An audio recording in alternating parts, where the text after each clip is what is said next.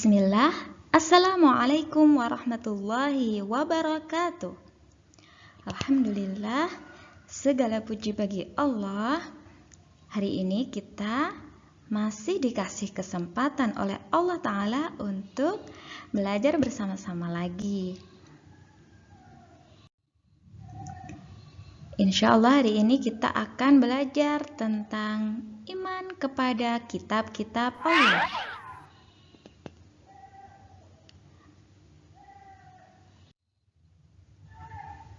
Sebelum belajar, Ustazah ingatkan, seperti biasa ya, adab sebelum belajar. Kita luruskan niat, lillahi ta'ala, hanya karena Allah Ta'ala. Kemudian berwudu, sebaiknya kita bersuci dahulu sebelum belajar. Kemudian duduk yang tenang ya, dan menyimak apa yang disampaikan Ustazah. Tidak lupa berdoa. Yuk kita bismillah sama-sama. Bismillahirrahmanirrahim. Ustazah harap kalian hari ini dalam keadaan baik, sehat, dan gembira. Sudah siap belajar? Ya, sudah siap. Iman kepada kitab-kitab Allah. Makna iman kepada kitab-kitab Allah adalah mengimani, meyakini, atau percaya bahwa Allah menurunkan kitab-kitab kepada para rasul-Nya. Kitab-kitab tersebut merupakan firman Allah atau perkataan Allah Ta'ala. Kitab-kitab itu diturunkan sebagai rahmat dan petunjuk bagi para makhluk agar hidup bahagia di dunia dan akhirat. Jadi kita harus percaya bahwa kitab-kitab yang diturunkan Allah kepada Rasul-Nya itu benar-benar asli datangnya dari Allah Ta'ala, merupakan firman atau perkataan Allah. Tujuannya adalah sebagai rahmat dan untuk menjadi pedoman hidup manusia dan juga makhluk di seluruh alam semesta ini agar selamat dan bahagia di dunia dan akhirat. Masya Allah. Kitab-kitab yang diturunkan kepada para rasul adalah yang pertama kitab Taurat. Diturunkan kepada siapa? Iya, Nabi Musa alaihi salam. Kemudian kitab Zabur. Diturunkan kepada siapa? Iya, kepada Nabi Daud alaihi salam. Kemudian ada kitab Injil. Diturunkan kepada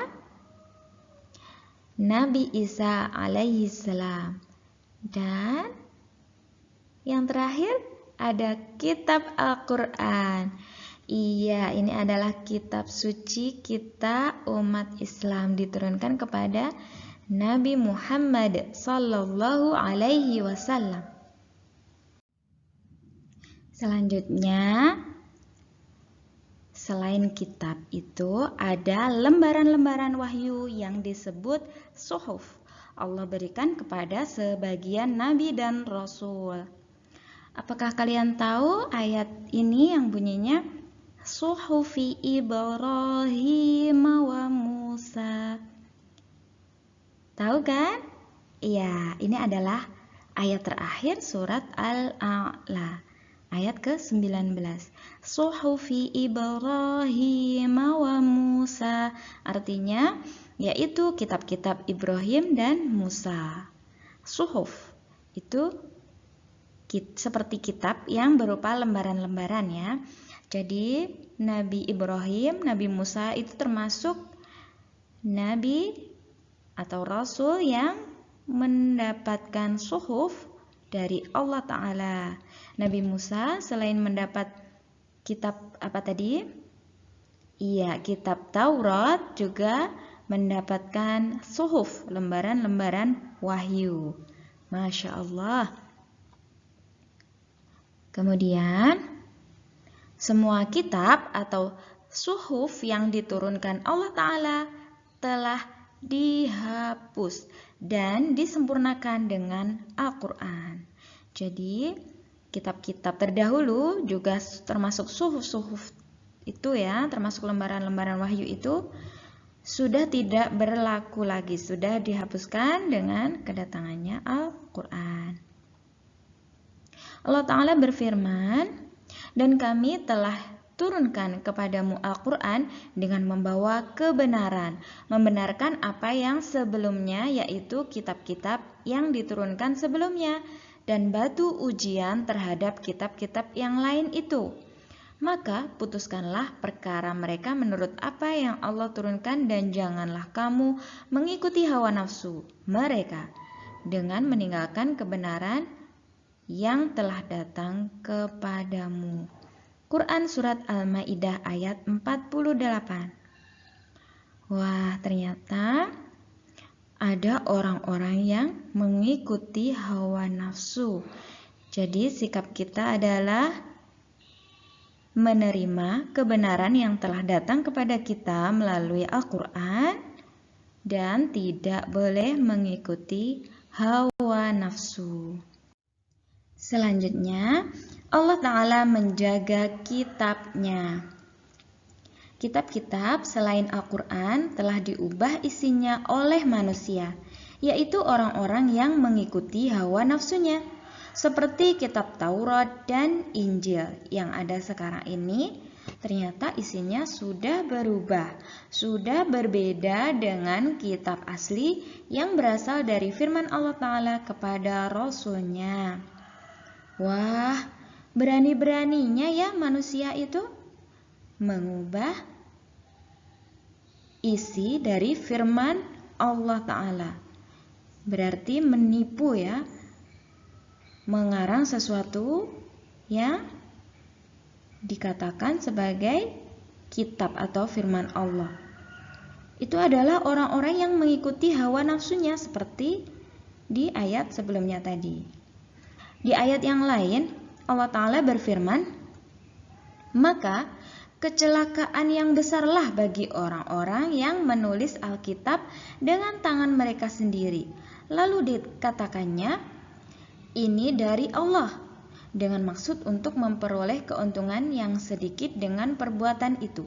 Maka kecelakaan yang besarlah bagi mereka akibat apa yang ditulis oleh tangan mereka sendiri, dan kecelakaan yang besarlah bagi mereka akibat apa yang mereka kerjakan. Quran Surat Al-Baqarah ayat 79. Di dalam ayat ini Allah mengulang-ulang tentang kecelakaan mereka, yaitu orang-orang yang memalsukan kitab, yang menipu, yang mengarang, mengubah isi kitab, padahal itu firman Allah Ta'ala, berasal dari Allah Ta'ala, tetapi mereka rubah. Dan keuntungan yang mereka dapatkan itu hanya sedikit sekali ya, tidak mendapatkan keuntungan apa-apa. Keuntungan yang sedikit itu kan hampir percuma, tidak mendapatkan apa-apa, tetapi mereka nekat berbuat seperti itu. Hanya Al-Quran yang akan Allah Ta'ala jaga keasliannya sampai hari kiamat. Sesungguhnya kamilah yang menurunkan Al-Quran dan sesungguhnya kami benar-benar menjaganya. Quran Surat Al-Hijr ayat 9. Ayat ini menegaskan bahwa Allah sendiri yang akan menjaga Al-Quran sampai akhir dunia, sampai hari kiamat nanti ya. Meskipun kitab dahulu telah diubah isinya, tapi kita tidak boleh mencelanya, karena kitab-kitab seperti Taurat dan Injil itu adalah hak Allah Ta'ala.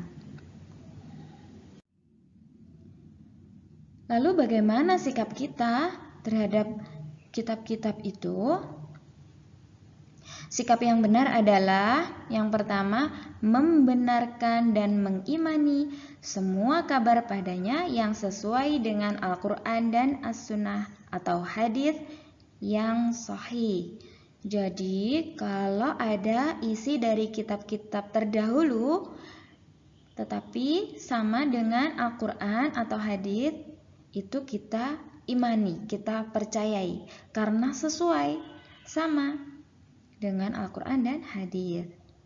Yang kedua, mengingkari semua kabar padanya yang bertentangan dengan Al-Quran dan As-Sunnah atau hadis yang sahih. Misalnya ayat yang mengatakan bahwa Allah memiliki anak.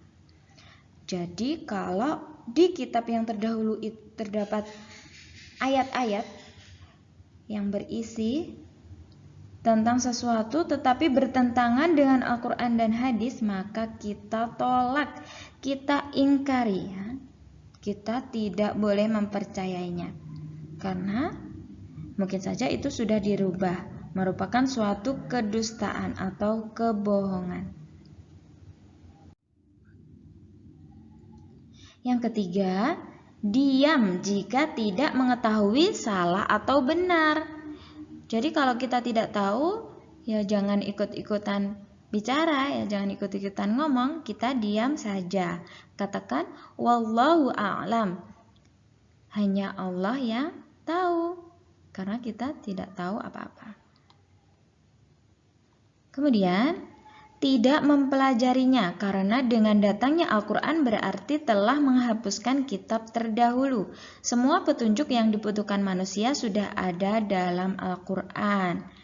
Nah ini dia, kita tidak perlu mempelajari kitab-kitab terdahulu, ya, karena kitab itu ditujukan kepada umat yang saat itu diutus Rasul, kemudian diberi kitab tersebut. Hanya sesuai dengan kondisi pada zaman itu saja.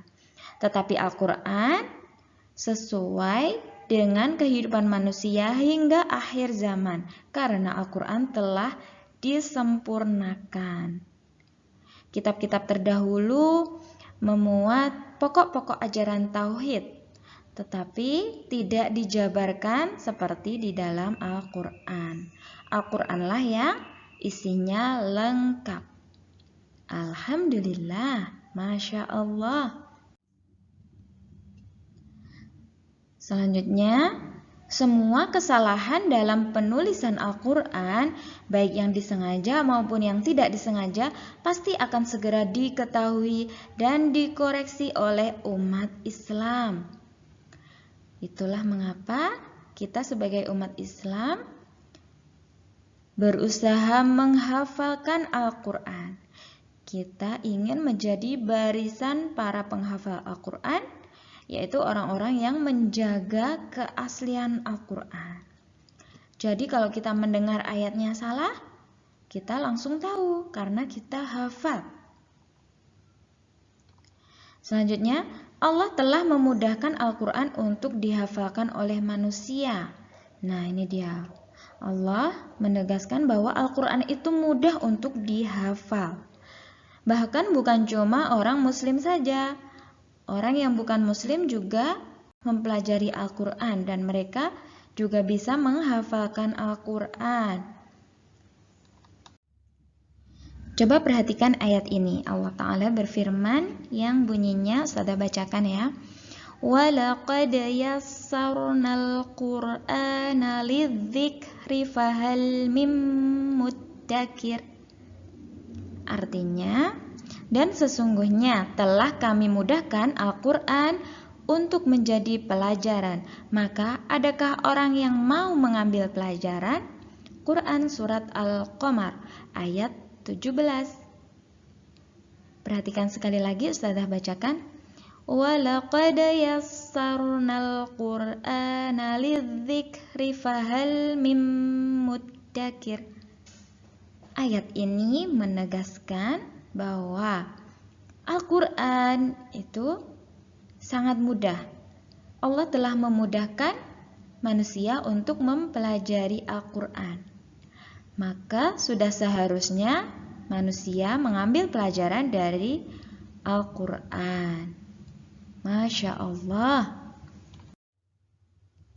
Demikian materi dari Ustazah hari ini. Semoga bermanfaat.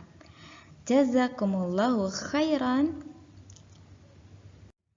Kita akhiri dengan alhamdulillah bersama-sama. Alhamdulillahi rabbil alamin. Akhiran, assalamualaikum warahmatullahi wabarakatuh.